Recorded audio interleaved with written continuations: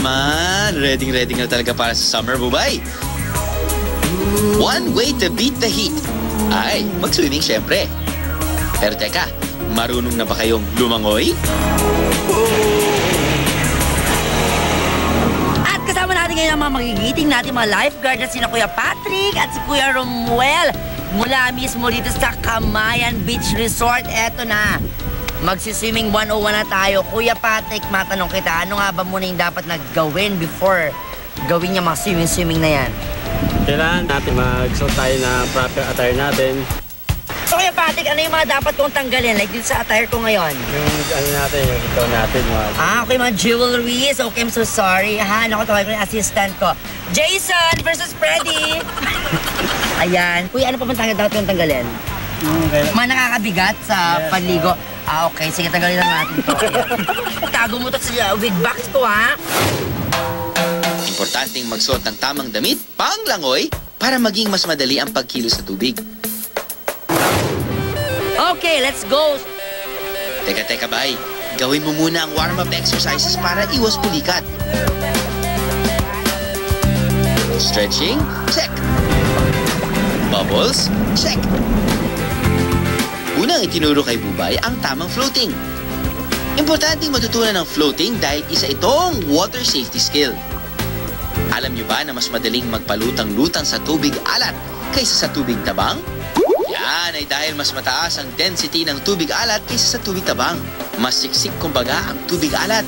Lulutang ang mga bagay sa tubig na may mas mababang density. Ang density ng karaniwang tao ay halos pareho ng tubig. About 70% of our body is water. Meron din tayong mga spaces na puno ng hangin. Kaya yung lungs natin. Pagka in-inflate mo yung lungs mo, mas mabilis kang lumutang. Mas madali ring lumutang ang mga tao, mas maraming taba sa katawan. Isa pang tip, relax. Lulutang ka ng mas madali kung katawan mo ay hindi tensyonado. Kaya chillax lang mga kaaha. Pagkatapos ang tamang paraan sa pag-float, swimming styles o strokes naman ang itinuro kay Bubay. Ang front crawl o ang freestyle, backstroke, breaststroke, ang butterfly. Alam mo yung skill ng swimming, para yung pag natuto kang magbisikleta, hindi mo na makakalimutan.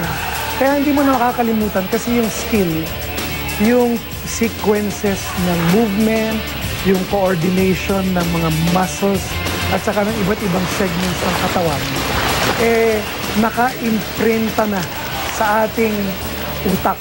When you learn it, it becomes established. Paano pag bigla kang pinulikat na nasa dagat ka?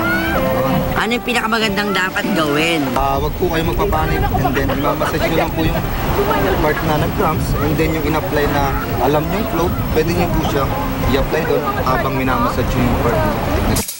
Ang pulikat pwedeng humantong sa pagkalunod. Ipakikita sa atin ni Bubay at ang kanyang boys kung ano ang dapat gawin sa taong nalulunod. Roll! Camera! Action! Nalulunod ako! Nalulunod ako!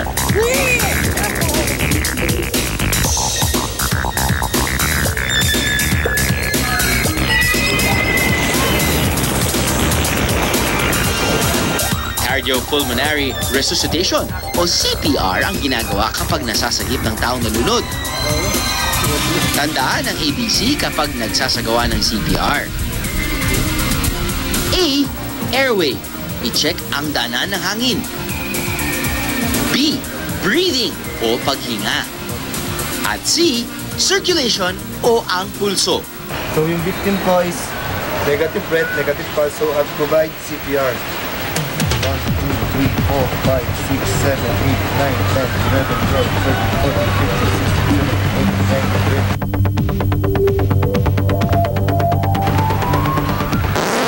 20. Ano ko ba actual? Ba't parang inihipa mo lang naman yung tenga ko? Yung actual, kuya, mas ako na rin nalulunod ako. Bay, hindi raw pwedeng mag-mouth-to-mouth resuscitation kapag conscious ka. Bukod sa CPR, isang option din ang autoclavable resuscitator. So, anong difference niyan dun sa manual na ginagawang pagpapump-pump tsaka mouth-to-mouth dito sa gamit na ito? Ito po kasi is parang in-upgrade na po nila. Halos parehas lang po yung once na nanggagaling sa bibig ng tao, binugas sa kapwa victim. Hindi kailangan maging professional swimmer para ma-enjoy ang summer swimming. Kahit anong style o stroke pa yan, importante pa rin sa lahat ang ibayong pag-iingat.